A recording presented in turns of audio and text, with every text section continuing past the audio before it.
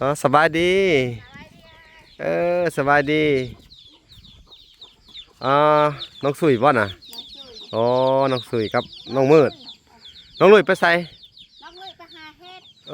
กับน้องอันชีพจันทร์สมอนชีพจันทร์โอ้พอเพิ่นน้ำแน่ไปทางใดไปวัดเก่าหั่นบ่โดยโอ้มาพี่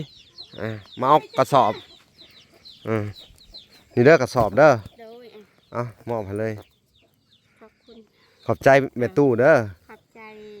แม่ตู้เด้ออันนี้เป็นของแม่ตู้เด้อโดยผู้บอกกระสอบเนี่ยเอามาเห็นยังนี่ฮะใส่ทานเออใส่ทานใช่บ่โดยแม่นบ่โดยโตสิเจ้าเฮ็ดเมื่อวานนี่นะก็เฮ็ดหมู่บ้านนี่พวกใครว่าบ่แกะออกก็ได้ตากไว้นั่นทีเนาะเพิ่นว่าจะตากวันแต่เจ้านี่บ่เพิ่นบ่ได้ขายให้แล้วเขาสิขายให้เจ้าอื่นโอ้เอาโอเคโดยอันนี้หาสิเว้าให้ละเอียดเด้อโดยบ่แม่นใส่ทานเด้อโดยคือหมายความว่ากระสอบนี่ข่อยซื้อมาให้เจ้าบ้านคันนาโอ้เด้อโดยแม่ตู้เพิ่นเห็นว่าคันนาสุเจ้าขาดเป็นแถวเลยโดยอันป้านใส่แล้วสิบอกป้าสิแนะนำไปให้เบิ่งโดยหัวเจ้าบ่อยู่เนาะเข้ามาแล้วโอ้พุ่นมาเลยเนาะมาแต่หาเฮ็ดมาทางนี้มันบ่โดยคือสิได้อยู่ดอกเนาะพุ่นพี่น้องเอ้ยมาแต่หาเฮ็ดผู้นี้เลยสิอธิบายให้ผัวเจ้าฟังพุ่นสวัสดีอีกครั้งหนึงสวัสดีน้องสุยบ่ได้ไปหาเฮ็ดนำเขาเนาะได้หลายเติบบ่หรือว่าได้หนึงมานี่สิแนะนำนี่หัวนี่จะได้กระสอบมันบ่เฮ็ดหยังฮู้บ่นี่กระสอบฮะบ่ยังบ่ฮู้กระสอบนี่เอาไว้เฮ็ดหยังใส่ทาน บ่คือบ่นะฮะปานคันนาเขาให้ป้าคันนาไปใส่ดินแล้วก็ใส่กระสอบไปเบิ่งบาดนี่เจ้าสิได้กินข้าวขนาดนี้เนี่ยมันบ่มีน้ำมันยังเคี้ยวกุ้มเลยว่าคือเห็นบอกเสื้อข่อยบ่สูตรปุ๋ยสุดเจ้านี่ต้องห้องพื้นอย่างเดียวเห็นบอกมันลงไปกินแล้วมันใหญ่งามกว่าไผได้เห็นบ่เขาเจ้านี่เห็นบอกเคี้ยวกว่าคนอื่นแนมมาก็ได้แต่ว่ามันบ่มีน้ำมานี่ถ้ามีน้ำแห้งดึชัดกว่านี้เนาะเอาเรียนต่อกันไปนี่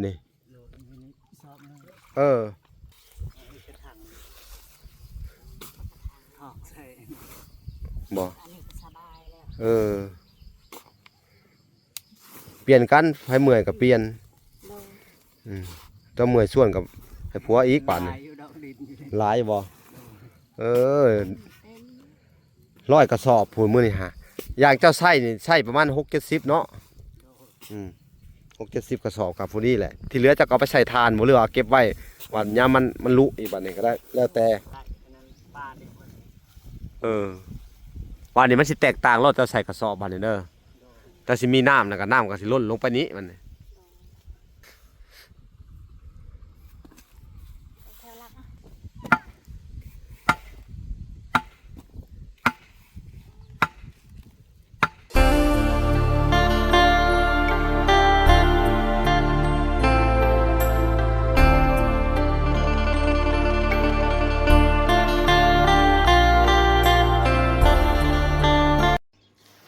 โอเคพี่น้องเนาะอากาศสบายดีบรรยากาศยามเช้าๆเนาะพี่น้องเนาะวันนี้เวลากะนะครับภารกิจเนาะซื้อกระสอบไปให้ทางครอบครัวพอลูกหาเนาะพี่น้องเนาะอันนี้ก็เป็นจุดประสงค์ของทางแม่ตู้เนาะ USA เนาะพี่น้องเนาะที่อยากมอบให้เพิ่นเอาไปปั่นคันให้คันหน้าพี่น้องเนาะเวลากะเดินทางแต่เช้าเลยมื้อนี้เนาะว่าสิได้กลับบ้านต่อเนาะพี่น้องน้ำมันท่วมบ้านอีกแล้วพี่น้องเนาะก็เลยเฮ็ดเวียกแต่เช้าเนาะมื้อนี้เราก็จะได้แวะซื้อกระสอบคือเฮาเว้ากันนี่แหละพี่น้องเนาะกลับสบายดีเนาะพ่อแม่พี่น้องเบิดสุขสุขคนพี่น้องก็ยินดีเข้าสู่ช่อง YouTube บ่ล่ะสายบุญคุณธรรมคือเก่าพี่น้องเช่นเก่าเช่นเคยพี่น้องเนาะทักทายสบายดี FC ทางฝั่งไทยและ FC ทางฝั่งลาวและ FC ต่างประเทศรับชมบ่ล่ะอยู่เนาะมื้อนี้เวลาก็สิเลือกเบิ่งกระสอบพี่น้องเอากระสอบให้แน่กระสอบกระสอบนี่พี่น้องไม่ใช่อันเอาจักอันเอา100เอา100เอามานึงใจอยู่พูดไปแล้วด้วยมัดเท่าไหร่นี่ฮะ บ่ 马上先背先接15个人了， ฮะ 他先背过来先接啊。 รถให้แทน75 เอามาซะเอาหนึ่งลดให้175อันพี่น้องเอ้ยเอาไปให้เพิ่นบ้านคันนา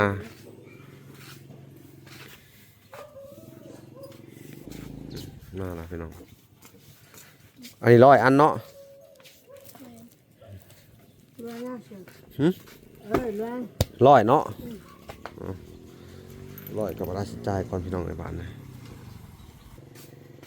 เราจะมอบเงินให้เพิ่นได้พี่น้องเอ้ย 在。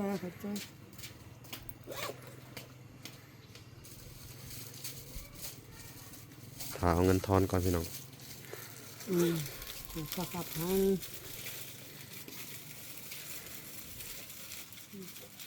ขอบใจ来。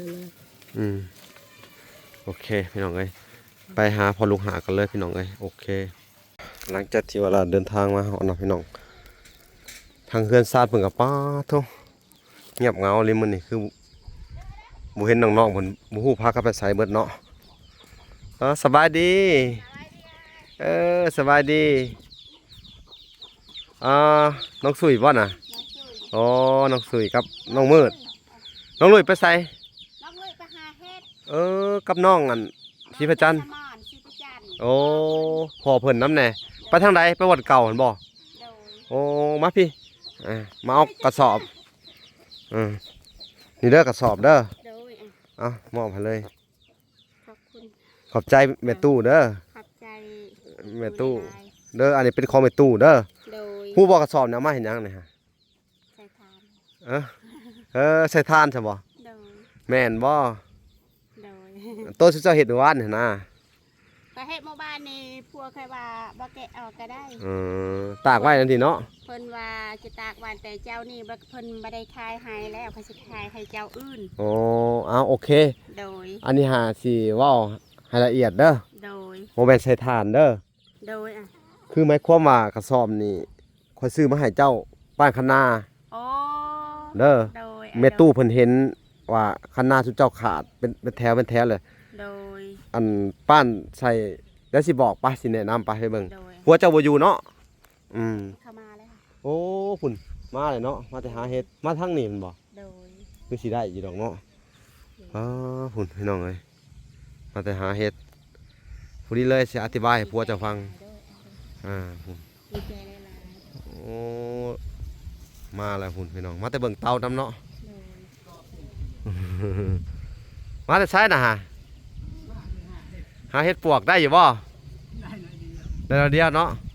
สบายดีเอาผ้าออกก่อนถือมาโลดแต่มาวางพี่คือมาแต่หาเห็ดปวกเนาะสบายดีอีกครั้งหนึ่งสวัสดีน้องสุยบุได้ไปหาเห็ดน้ำเขาเนาะ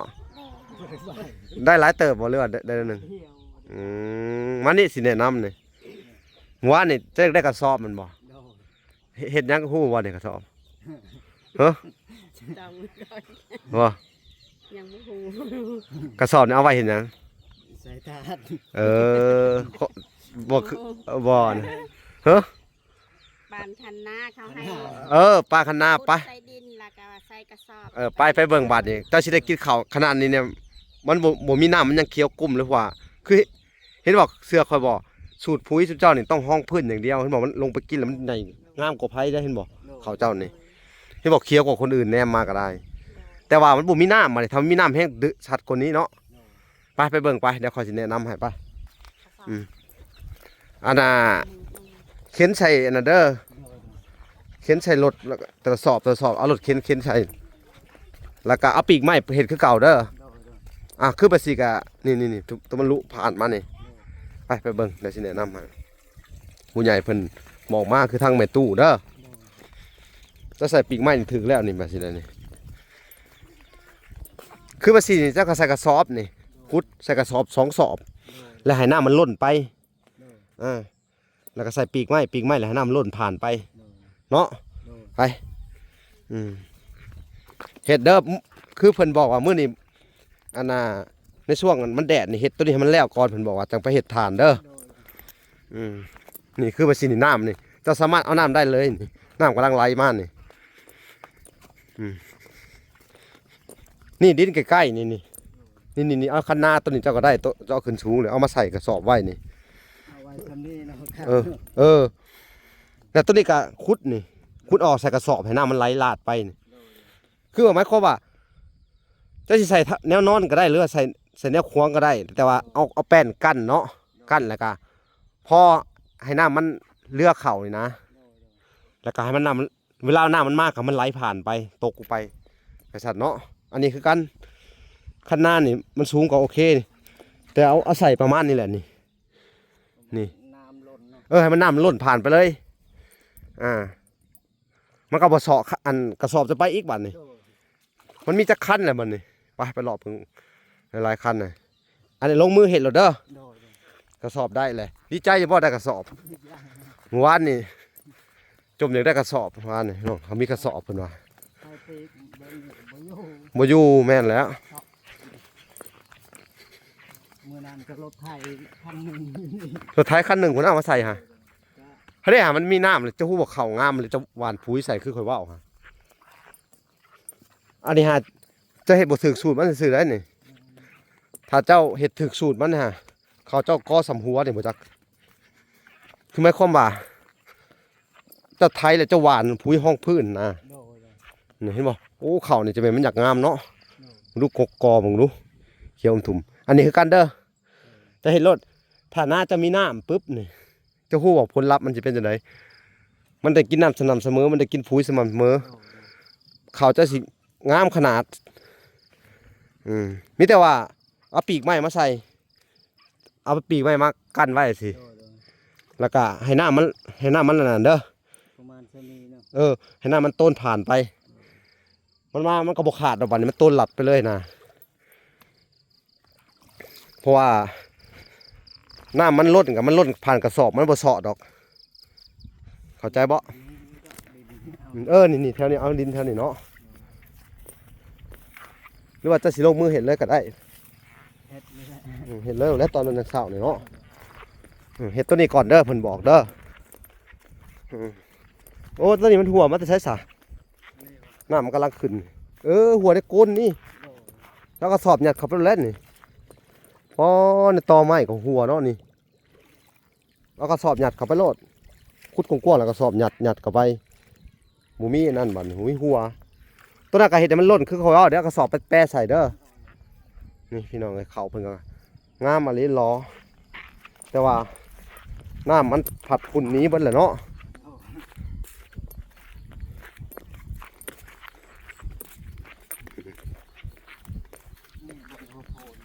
พวกโพนนี่ก็งามนี่เนาะเป็นอะไรดีใจอยู่บ่ นี่ใจเนี่ยบ่แต่ผูมัน เฮ้ย ใจนี่คาบคือเก่า ขาดคือเก่า ลายบ่อน คุณพี่น้องเลยนี่แต่เจ้าเริ่มเผ็ดแล้วแหละเขาว่าขั้นนักกะใส่รถไถมาดินฮะอันนี้คือกันนี่เอาน่ะใส่เด้อนี่เอากระสอบใส่ให้น้ำมันจะสิเข้าใจอยู่ดอกเนาะให้น้ำมันน่ะอันนี้คือกันอันนั้นคือกันเด้อเดี๋ยวให้นะให้มันมีน้ำนี่หัวเจ้าเห็นบ่หญ้ามันขึ้นนะนี่จะต้องเอาหญ้าให้ได้ให้นี่ตันน้ำไว้แล้วเอาหญ้าขึ้นให้ได้ถ้ามันมีน้ำนี่มันมีหญ้านี่ ลกขึ้น เอารถไทยจังมากระใส่รถไทยแล้วไปวางแต่ละซอต่อแล้วมันใส่กระสอบ ไปได้ อุดใส่อันนั้นกระสอบนั่น พากันเห็ดโลดนี่ดินทรายมันเปื่อยไวเนาะนี่ โดย นี่แหละพี่น้องเอ้ยบรรยากาศยามเช้าๆเจ้าฮู้บ่อันน่ะแดดเนี่ยแดดเนี่ยแดดพ้นนะผู้ก้อนเมฆไหลอยู่ทวนๆมันขึ้นเนื้อมันสิก่อไปพายุอีกได้นี่อีกประมาณสัก2-3 มื้อนี่ก็สิมีฝนมาอีกได้นี่ โดย เนาะพี่น้องเพราะว่ามื้อนี้ก็น้ำมันลดลง แต่ว่ารถจักรนี่ก็เกือบมาบ่ได้เขาให้เขาหามซอยได้นี่ ยังลายเติม แต่ว่าน้ำทั้งบ้านเวลากับท่วมแห้งเอาลิรอมันขึ้นได้สิเมื่อบ้านอีกได้นี่มาหมอบเลยครับจุดต่อแต่เช้านี่เนอเป็นจะได้ดีใจอยู่บ่ ดีใจ เออ ใจหลาย เห็ดตัวนี้แหละพาลูกพาเต้าเห็ดตัวนี้ให้มันแล้วก่อนเด้อ ๆ ในช่วงที่ผลพันธุ์ตกเจ้าเห็ดโลด โดยมื้อนี้น่าจะเฮ็ดให้ อันนี้ก็เห็ด แล้ว เอาใส่กระสอบโลด โดย ร้อยสอบนี่พ่อบ่ร้อยสอบ หึ น่าจะพอนะ เฮ้อเหลือบ่เหลือ เออ เอากระสะเอาไปอืมเจ้าหนึ่งเข่าวเนาะหรือว่าซุยหนึ่งเข่าว เฮ้ยกุ้งอ้วน ทุกเจ้าสิไปเห็ดเจ้าผัวเมียเนาะ โดย เออ เอาลงชานคุดใส่กระสอบนี้แล้วไปใช้รถ ก็ใส่มีแต่ เอา บเดียวหันก็มันเข้าบ่ได้คือเก่า เข้าบ่ได้ล่ะจะไปวางอยู่พูนรถแล้วจะได้ค่อยแบกอีก เอาแล้วแต่ ได้ตักเจาะแต่ วางแผนการมิตรเอาไม้นี่ไปก่อนไปวางก่อน แล้วขุดแถวข้างหน้าจะเจาะใส่ก่อนก็ได้ตัวใดที่มันเอายากกะปีกไม้นี่เนาะนี่โอ้ยบอกปีกไม้เจ้ามันหลายนี่เก็บใส่ แต่ว่าเวลาทมปีนี้แล้วแหละปีหน้าคือค่อยว่าเอาเด้อใส่ทอ โดย หรือว่าถ้าสิใส่กระสอบเนี่ยก็ต้องซื้อขูปีมันเปื่อยได้กระสอบ ถ้าใส่ทอเลยมันก็อันนั้นอยู่ให้มันเห็นน้ำล้นไปหั่นนะแต่ปีนี้ได้อยู่ดอก เพราะว่าใส่กระสอบนี่น้ำเจ้ามันยังหลายนี่น้ำเจ้าสิเต็มอ่างมาให้มันซึมลงมาบัดนี่นี่พี่น้องเอ้ยโอ้ยที่จริงข้าวนี่มันงามอะไรล้อแต่ว่ามันน้ำบ่อยู่มันซื่อเนาะนี่พี่น้องเอ้ยข้าวเพิ่นนี่พี่น้องเอ้ยเอาคันเทิงใส่ก่อนแล้วบัดนี้หัวหญ้าเนี่ยเจ้ากลับไปหาซ่อนเอาหัวหญ้ามาใส่บัดนี่เด่นนี่เจ้าใส่ตัวไหนตัวลุ่มนี่บ่ตัวลุ่มนี่ก็ได้แต่เอาออกไม่ตัวน่ะให้น้ำมันล้นมาบ่อันท่อข้างหลังเจ้าบ่ได้กินดอกนะมันน้ำมันก็บ่ค้างจักเทื่อแล้วนะถ้าน้ำล้นไปนี่มันสิค้างมันบ่ถ้าเจ้าเฮ็ดดีๆนี่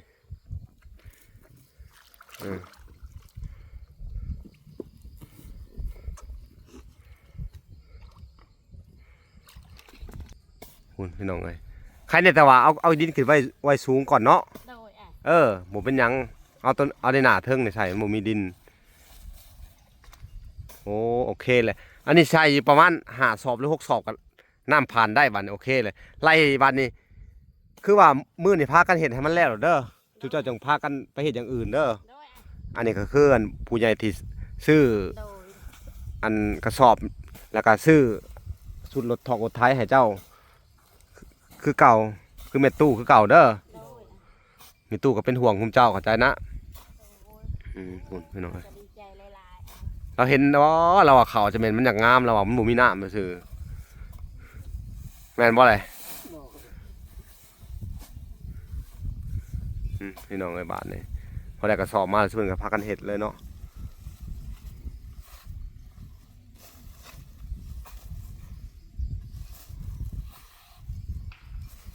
ลูกๆไปหากินยังบ่มาเนาะ ๆย่างค่ะ โอ้คือสิได้หลายโอ้ยพุ่นมาแหละพุ่นพี่น้องเอ้ยว้าวท่านสุดความป้าผู้หาบกระบุ้งกระตามาแล้วพุ่นต้องใส่ได้เต็มตา เถอะน้องลุยได้หลายบ่ จะได้หลาย บ่ได้หลายพุ่นมาแล้วพี่น้องเอ้ยหูจักทำมาหากินเนาะดี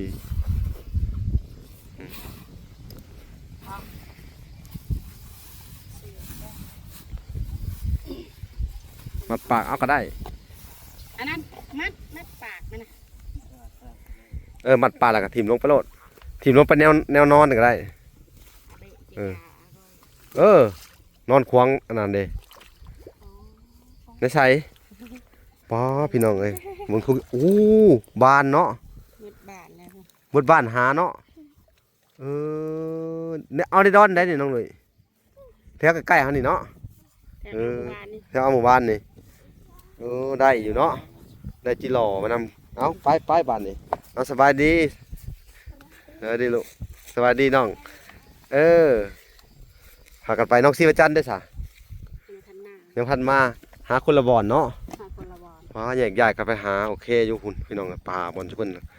หาเห็ดหาหอนกับใกล้ๆนี่เนาะ โดย ที่จริงว่าอุดมสมบูรณ์ได้แถมสุดเจ้านี่ก็ได้ โดยอ่ะ เนาะยามเห็ดก็ได้กินเห็ด อ่ะวางไว้นะครับ เออเอาเรียนต่อกันไปนี่ โดดมินิสอบนึง เออแล้วก็เอาอันนั้นจ้อมเขาก็ได้ แล้วก็เอาใส่บดน้ำตกลงไปหาสอบหนึ่งเด้อมันจังบ่เจาะน้ำเอาใส่บดน้ำตกลงไปปุ๊บแล้วมันก็ตกไปถือตัวนี้มันก็บ่เจาะมันบ่มันค่ากระสอบเด้นี่พี่น้องเอ้ย กระถังถอกใส่ บ่ อันนี้ก็สบายแล้ว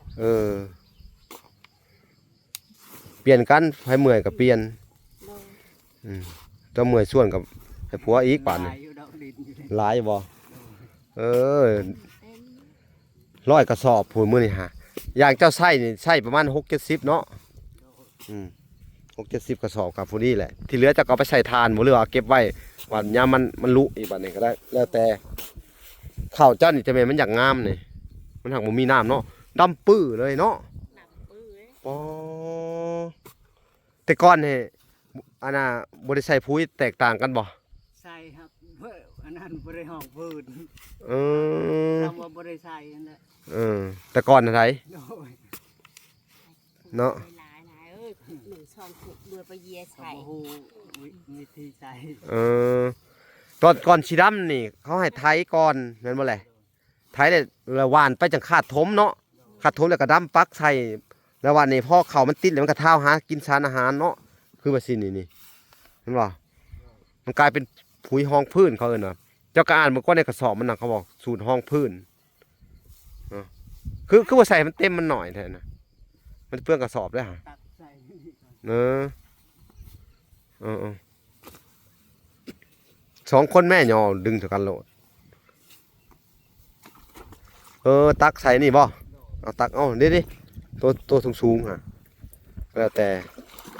อ๋อ แล้วก็ เจ้าสิใส่ประมาณระดับ6-7ผู้จักนี่ฮะเนาะ6-7กระสอบผู้มันเลิกแห้งอลีดินทรายเนาะ เป็นตัวได้เวยไม่เกิด เป็นทางน้ำผ่านไปเลยเด้ฮะใส่กระสอบเดียวกับน้ำยืงกันเลยฮะเนาะ เห็นสิใส่หลาย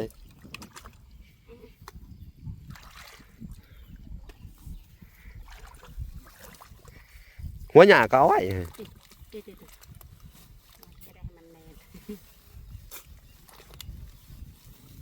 ป่านนี้มันสิแตกต่างโลดถ้ามันมีน้ำถ้าเบิ่งโลด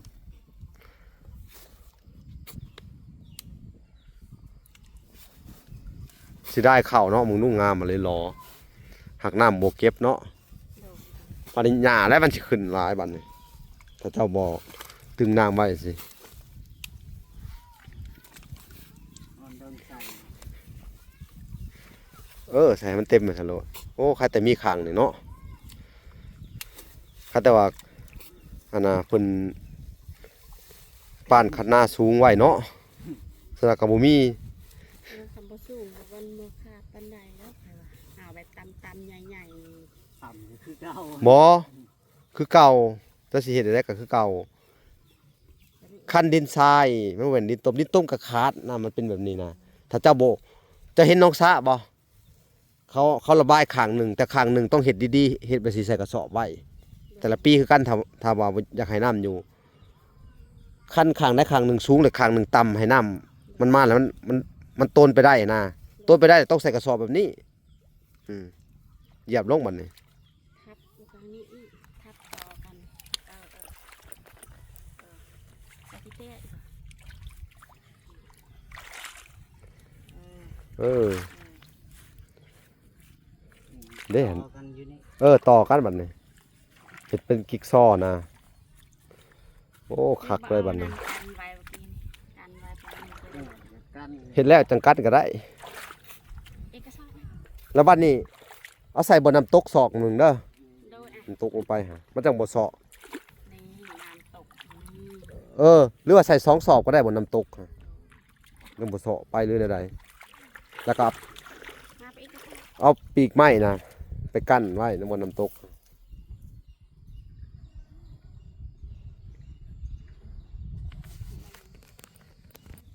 เพิ่นใส่2สอบน้ำจากได้พี่น้องเอ้ย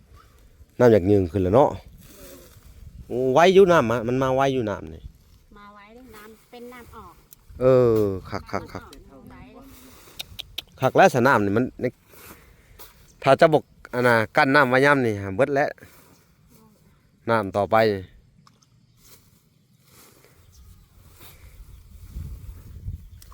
เออ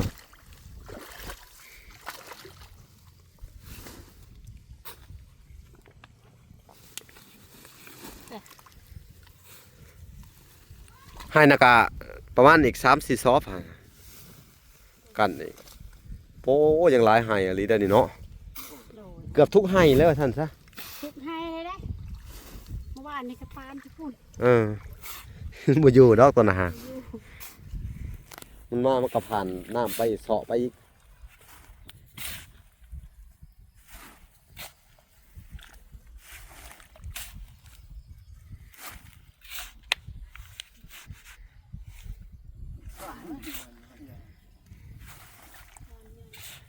แดดแล้วก็มื้ออื่นก็ไป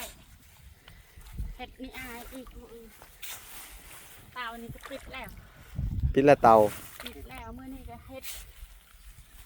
อันนี้ป่านทำนาให้แล้วก็มื้ออื่นก็ไปเฮ็ดต่อ ไปเฮ็ดเตาต่อแล้วแต่เจ้ามีแต่ว่าเจ้าเอาหน้าก่อนเด้อ โดย เอาหน้าก่อนนี่อันนี้ก็ใส่กระสอบเอานี่ดินออกใส่กระสอบนี่ โดย ให้มันหลัดให้น้ำมันต้นกระสอบนะให้มันล้นผ่านกระสอบไปแต่ว่าบ่อน้ำตกลงไปนี่ต้องใส่ผดไม้ผดหยังน้ำก็ได้ คือไปหาผดไม้ที่จะตัดเอามาใส่ตกลงไปมันจังบ่สอดพื้นลงไปนะ โดย ถ้ามันสอดพื้นมันก็โง่อีกได้ โดย มันเสาะพื้นลงไปอีกบาดนี่ โดยฮะ ใส่ เออ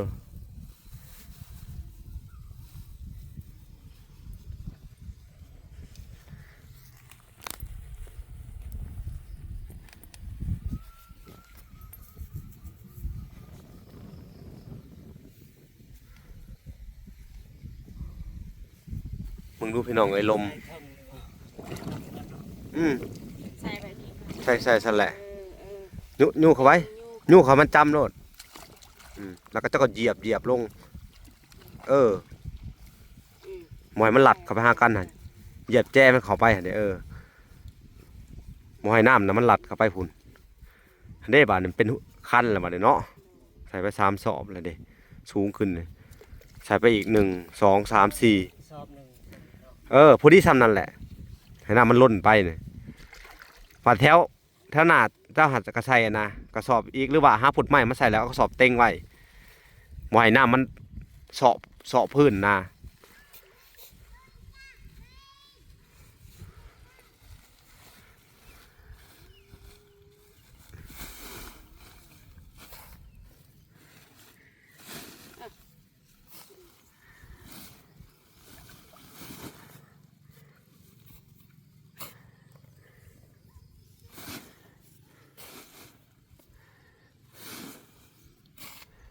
แค่แต่ว่าคันหน้าใหญ่เนาะอันนนคันก็ได้ โดย เพิ่งพี่น้องไงฝนป้านไว้ดีแหละแบบนี้คักแล้วแบบสิเนาะบ่ต้องไปเอาบนอื่นนะคันหน้าเจะคล้าของกันแต่มันใหญ่เกินปีหน้ากะเฮ็ดภาษีก็ได้ปีหน้าเฮ็ดหัวปีไว้โลดน้ำจะมันสิอยู่ปานนี้แต่ว่าสูงครั้งได้ครั้งหนึงแหละสูงมาต่ำครั้งได้ครั้งหนึงบนปากระบายน้ำเนาะต่ำเลยใส่ท่อก็ได้แล้วแต่หยังครับประมาณนี้เด้ฮะน้ำมันแห้งได้พี่น้องไหลออกไปเลยมึงดูหูมาอุดถ้าจะมีก้าจะก็เอามาซ้ำนี่ตัวบอลอันนี้มันนี่ บ่มีจ้ะ ฮะเด้ฮะได้เบิดแล้วนี่ได้อันแรกนี่ยังได้อีกดอกเอามาดำพาลูก3ไปเดียวกันแล้วแหละเธอเฮ็ดแล้วนี่เขาจะก็เต็มพื้นที่นี่ แม่น ในช่วงนี้แหละมันเห็นได้ อีกจากเดือนต่อไปเนี่ยก็เห็นบ่ได้แล้วมันกล้ามันบังมามันบังเนี่ยคือว่ามันสิ ถอกแล้ว เนาะ เดี๋ยวเอาไม่ได้ เละเลยดอกบ้าน ใส่ข้างอะมันเอาดินดอกม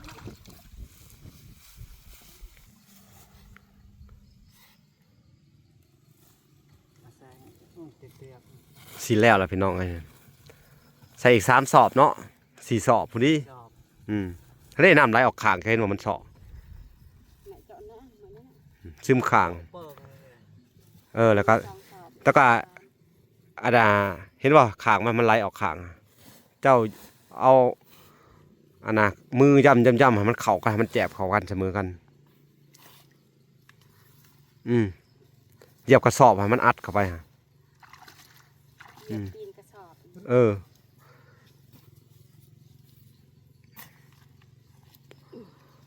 ได้น้ำเริ่มขึ้นแล้วพี่น้องเอ้ย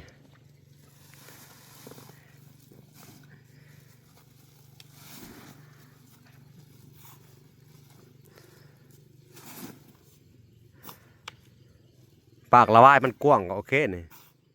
เนาะกว้างสำนี่พอดีมันล้นผ่านไปนี่หางน้ำตอนพ้นตกนี่แห้งได้นี่เนาะ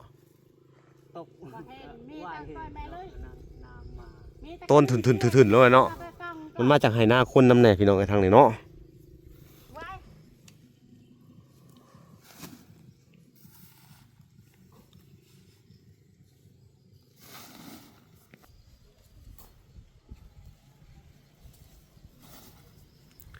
ใส่กระสอบหลายพอสมควรเนาะถ้าเจ้าว่าใส่กระสอบบ่อยู่จักดีเลยเปลืองดินอีก มึงดิน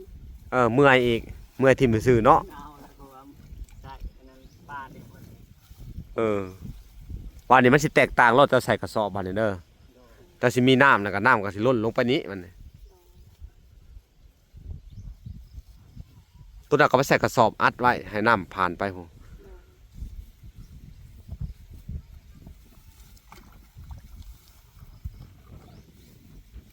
เอาขามันคุ้งรถเออ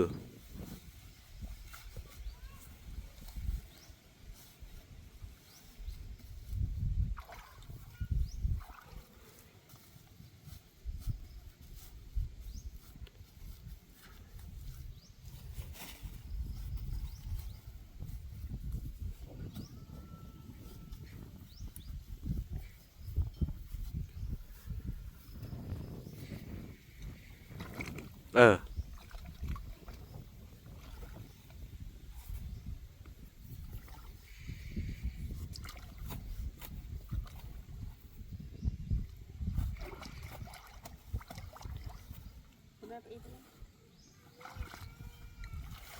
ป้าเลย แต่แล้ว ป้า อย่างหน่อยมันขาดอีกเอาตีนมามันเป็นตีนมานะ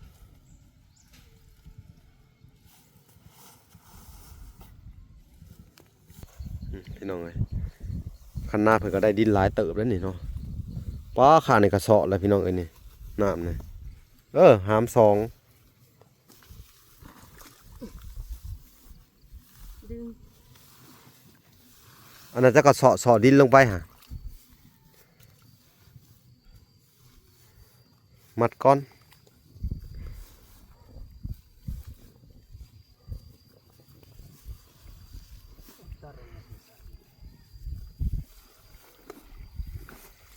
เริ่มมีน้ำนะพี่น้องเอ้ย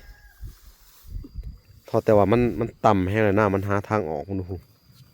เสาะ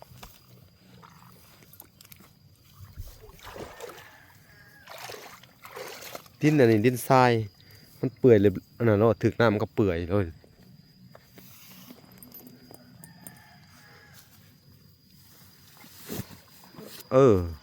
ใส่ แล้วกันนี่เอาดินใส่พังเลยแก่น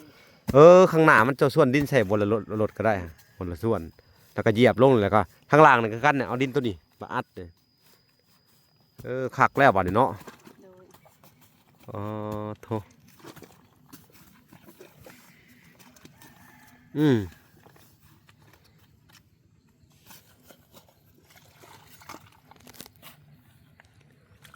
จะไปเอาตีนมัน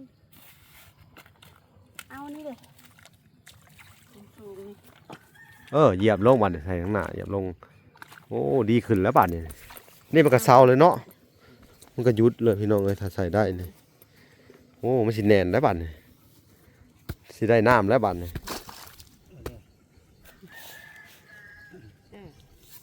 เออ ยังสูงลงอีก เออ เพียงแอวความสูง คันๆเนาะ โด เออเนี่ยเหยียบลงรอบเลยนี่อยู่บัดนี่เห็นบ่ข้างนี้น้ำเด้อบัดนี่ นั่นเลยครับ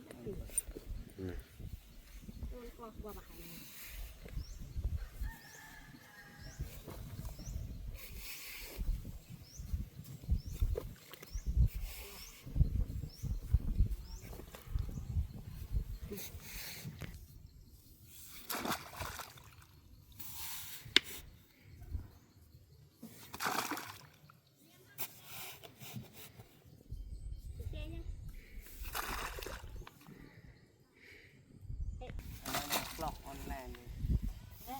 เลยหลัก ตอกลงไปเหรอก ล่องรวมก่อน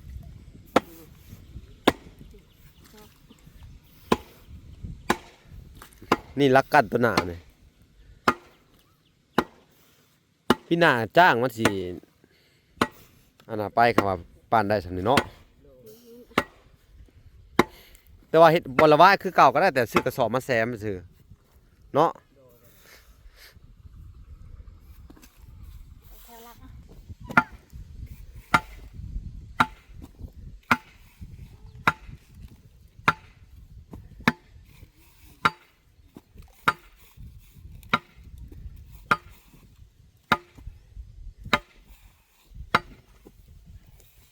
ดินทรายมันอ่อนเนาะ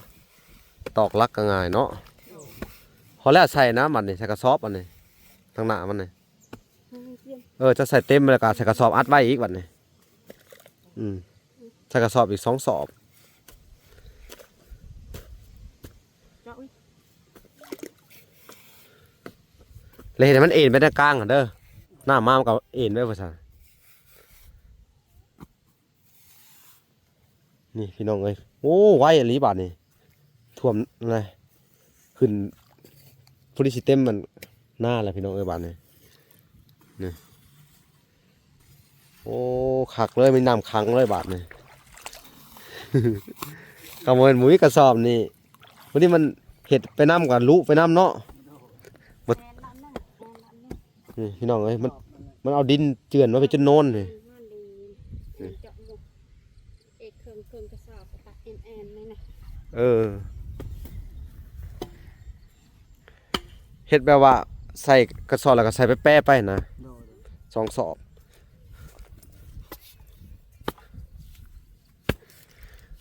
บานนี่พี่น้องเอ้ยเวลากาสิเบิ่งซุเบิ่นเห็ดต่อไปเนาะกาสิให้ซุเบิ่นขอบคุณทางอันแม่ตู้ก่อนเนาะ ช่วย ถือว่าใกล้สิแล้วแหละเนาะ โด คักวันนี้โอ้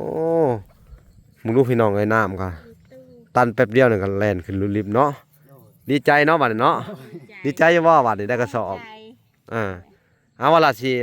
ให้เจ้าขอบคุณแม่ตู้เด้อ เอ้ย เอาขอบคุณแม่ตู้ ขอบคุณ ขอบ หลาย คุณ ๆ หลายๆได้ เด้อ แม่ตู้ซื้อให้พวกลูกๆหลานๆกระสอบปานคณาเก็บบ่ให้ได้ใครอย่าให้มี เจ็บบ่ให้ได้ความใครบ่ให้มี สาธุ มันควันยืนเด้อ สาธุ แม่ตู้ ที่เจ็บปวดหรือว่าเป็นโรคเป็นหยังก็คอยเพิ่นหายเด้อ โดยโดย ให้เพิ่นอยู่ดีไม่แห้งตอนนี้เพิ่น โดย บ่ค่อยอยู่ดีไม่แห้งก็คอยเพิ่นหายเด้อหายเจ็บหายไข้หายพยาธิโรคาเนาะ โด โดยคือทางแม่ตู้เพิ่นก็อันน่ะเข้าห้องหมออยู่พี่น้องเอ้ยแต่ว่าเขาออกก็เพราะว่าเพิ่นก็ผ่าตัดหูมันก็บ่ค่อยหายจักเทื่อก็เอาอวยพรให้เพิ่นอยู่ดีไม่แห้งเด้อให้เพิ่นหายเด้อหายเจ็บหายไข้เอา เจ็บบ่ให้ได้ใครอย่าให้มีเด้อแม่ตู้ ให้หายไวๆเด้อแม่ตูเด้อ ให้ไวๆเด้อแม่ตู้เด้อเจ็บบ่ให้ได้ใครอย่าให้มีหายุมันควันยืนต่อไปเด้อ สาธุเนาะเอาโอเคมาละกาสิได้ขอตัวก่อนพี่น้องไอ้ยบาดเนี่ยเนาะขอตัวกลับก่อนเนาะพี่น้องเนาะพาไปติดตามคลิปตอนต่อไปเนาะพี่น้องเนาะเอาสู่ต่อไปเด้อมาละก็ยังสิ ถ่ายชื่อเจ้าเฮ็ดอีกน้อยหนึงก็สิได้กลับเด้อ